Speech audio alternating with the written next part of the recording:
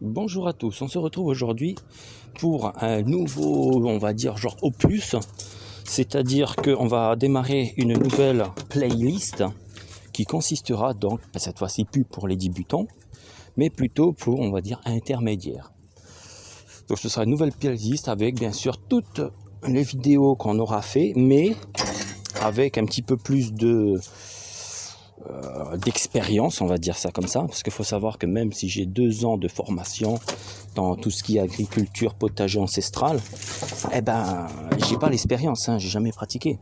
Comme vous avez pu le voir, j'ai pratiqué la première année avec vous. C'est pour ça que j'ai appelé ça débutant, parce que c'est évident que j'allais faire beaucoup quand même d'erreurs. Alors c'est pour cette raison que j'ai pas appelé ça débutant. Et cette fois-ci, cette deuxième année, ce sera donc notre deuxième année de expérience. Et on va essayer de faire tout ça au top. Bien sûr, faut pas se leurrer, on va encore faire petites erreurs. En agriculture, tout ce qui est ancestral, les bonnes techniques que nos ancêtres utilisaient, c'était très compliqué. Après, quand vous avez la main, c'est très facile. Mais c'est toujours le début au final. Donc, cette première vidéo consistera à préparer, on va pas dire le plan de travail, mais on va dire les outils qui vont vous être indispensables pour toute cette année. Alors, premier outil que j'utilise, avant de commencer sur ça, il faut savoir que vous avez plusieurs types d'outils. Les outils industriels, c'est-à-dire qu'ils sont fabriqués en grosse quantité. Les outils qui sont formés par des petites entreprises, qui sont quand même, on va dire, de grosse quantité, moindres, ça reste quand même de la grosse quantité. Et après, vous avez les outils, tout ce qui est petits artisans. Alors bien évidemment, plus vous allez partir sur de l'industrie de grosse quantité, moins la qualité sera là. On le sait tous. Et plus vous allez partir sur des petits artisans, plus la qualité sera au rendez-vous. Donc ça, celui-là, c'est industriel, petits artisans. Donc on voit déjà la qualité. C'est du fer forgé. Non, c'est pas du fer forgé, c'est du... c'est la matière très très solide qu'ils utilisent sur les tracteurs, donc ça pètera pas comme ça.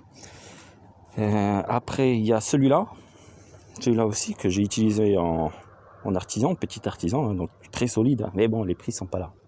Par exemple, celui-là, je crois que je l'ai payé 160 €, et celui-ci, j'ai dû le payer, je crois, pratiquement 100 €, un truc comme ça. 70 €. Ouais, je pense dans les environs. Tandis que, par exemple, si vous prenez celui-ci, je l'ai payé 20 €. Donc, vous voyez quand même la différence de prix. Donc, premier outil indispensable à avoir, je pense que vous le connaissez tous, c'est la grelinette. La grelinette. Vous savez, moi, les noms, je sais pas. J'arrive pas à retenir les noms, c'est mon défaut. Tout ce qui est nom, j'arrive pas. Par contre, j'ai une très bonne mémoire photographique, ça, chacun a ses pour et ses contre. Je vous mettrai tous les noms dans la description, peut-être avec les liens. Je vais pas m'embêter, je vais mettre directement ce qu'il y a Roi Merlin, Castorama. Après, c'est à vous de chercher dessus des sites, des meilleurs trucs. Au moins, comme ça, vous aurez la base. Donc, celui-ci, qui est très intéressant, vous voyez, avec toutes ces fourches. Je crois qu'il y en a 10, si je dis pas de conneries, 2, 4, 6, 8. Donc, vous voyez, celui-ci, très très pratique. Vous enfoncez très profondément les dents. Bien sûr, le maximum qu'il faut mettre, c'est toujours 5 cm, pas aller au-delà. Au-delà de 5 cm, vous allez retirer tout ce qui est bactéries, tout ce qui est toutes les maisons des petites bêtes. Et ça, il ne faut pas. Donc c'est pour ça qu'il faut faire toujours les 5 premiers centimètres. Donc vous plantez, hop, vous faites comme ceci, hop, vous retirez. On avance un petit peu plus loin. Alors c'est sûr, avec une main, c'est pas évident. Avec un truc qui pèse pratiquement 20 kg. Donc on rentre toujours à l'intérieur. Donc vous voyez, c'est pour ça qu'il est pratique. Ça permet de mettre tout le pied pratiquement dessus et garder un équilibre. Vous pouvez même monter dessus, vous voyez, quand la terre est trop dure. Et hop, vous faites ça partout. Vous voyez, c'est très très utile de faire ça. Ça sert à aérer la terre de façon à ce que quand il pleut, l'eau elle puisse rentrer confortablement. Donc premier outil indispensable, moi je l'utilise personnellement pratiquement jamais. Le deuxième, donc celui-ci, ça c'est mon outil favori, on va dire. Celui que j'utilise pratiquement tous les jours. Hop. Donc ça c'est une bêche. Une binette. Ouais, c'est ça, une binette, je crois. C'est pour biner la terre, donc c'est une binette. Donc vous voyez, c'est un outil à dents avec des dents qui doivent faire l'équivalent de 5 cm. Donc vous voyez, c'est toujours vraiment fait en sorte de ne jamais dépasser les 5 cm de profondeur. Donc c'est très utile. Vous voyez, moi je vais faire comme ça, toc, et après, hop, je vais tirer. Vous voyez, c'est super pour déplacer la terre. Toc, et je tire. Toc, et je tire. Vous voyez, c'est super pratique. C'est avec ça justement que j'ai fait les sillons qui sont là. Qui est vraiment au top pour faire ça. Donc ça, indispensable. Pareil, je vous mettrai le nom. Le râteau, évidemment. Le râteau qu'on utilise tout le temps. Moi, personnellement, j'utilise pas trop le râteau. Vous voyez, c'est bien pour casser les petites mottes comme ça. Hop. Vous voyez, c'est super. Faut savoir juste s'en servir. Vous voyez, c'est pratique, c'est pas cher. Et on peut faire pas mal de choses. Après, vous voyez, la terre, elle est impeccable. Donc le râteau aussi, une chose indispensable. Donc ça, c'est tout ce que vous aurez besoin pour cette année. Ça aussi, la bêche. Oh, je sais plus, je crois que c'est... Non, c'est pas une bêche, je sais plus. Enfin bref, vous voyez, c'est une bêche, c'est un truc à dents. Hop, je vais essayer de vous mettre le plus près possible. Vous voyez, ça a une lame en haut et les fourches en bas, les petites dents en bas. La lame, c'est pour couper les herbes. Par exemple, si je prends celle qui est là, je ne sais pas si je vais y arriver vu que j'ai qu'une main.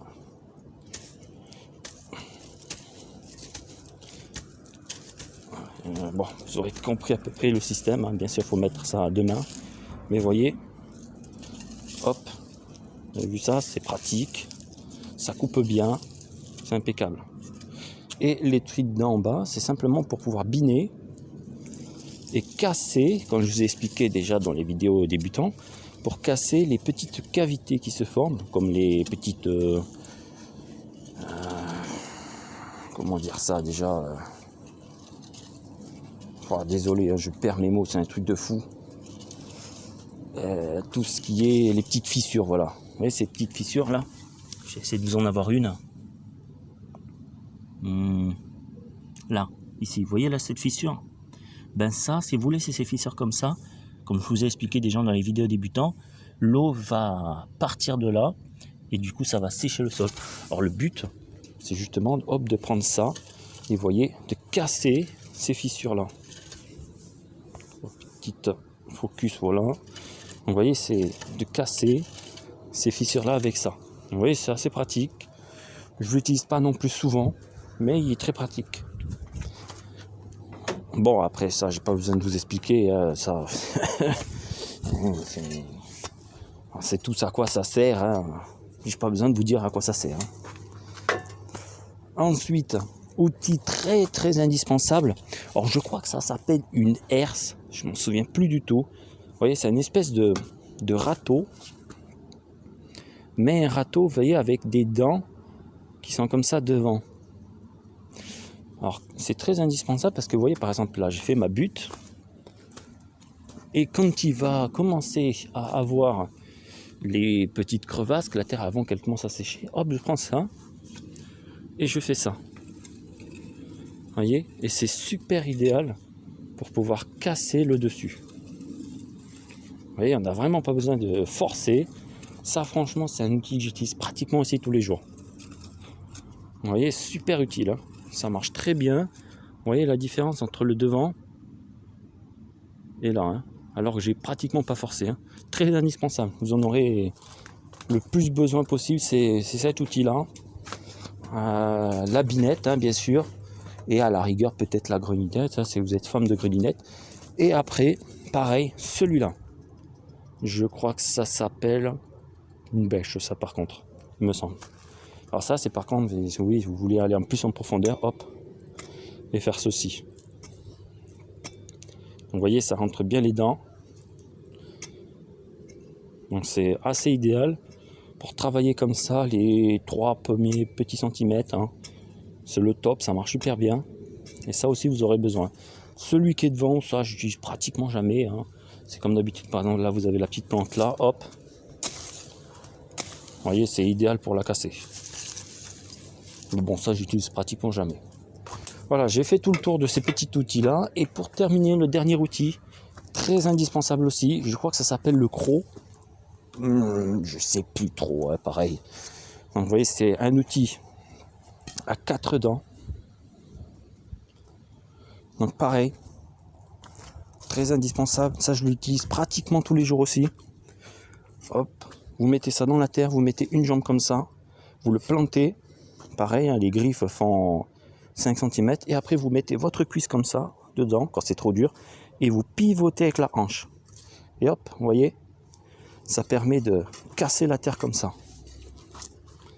Et ça, franchement, c'est le top. Donc ça, vous voyez, si vraiment vous voulez rester comme moi, cet outil-là, celui-là qui est là, donc ces deux-là, on creuse un petit coup comme ça, celui-là, hop, donc vous voyez ces trois-là, ça c'est les trois que j'utilise tous les jours. Les autres, ils sont bien, mais finalement, j'utilise pratiquement jamais. C'est ces trois-là que j'utilise tous les jours. Je commence par d'abord la binette, celle-là, pour casser la terre. Puis après, je termine avec, après, je prends l'outil à croc, là, les 4 dents, pour bien retourner la terre. Et ensuite, je re-aplatis bien comme il faut avec celle-là. Et là, vous avez une terre impeccable. Voilà, sur ce, je vous ai montré donc, la première vidéo en tant qu'intermédiaire de tout ce qu'il va falloir comme outil. Le reste, c'est secondaire, hein, vous savez ce qu'il faut faire. Hein. Je n'ai pas besoin de vous expliquer, vous allez besoin d'avoir un arrosoir, des seaux, enfin tout ça. Mais c'est surtout ces outils. Préparez-les là maintenant en décembre pour que quand vous allez avoir du travail, c'est-à-dire début janvier, vous pourrez avoir tout ce qu'il faut pour commencer. Sur ce, je vous dis à peu près dans une dizaine de jours, je vais commencer à préparer le plan de travail avec vous et on verra tout ce qu'on peut faire. Allez, bye bye.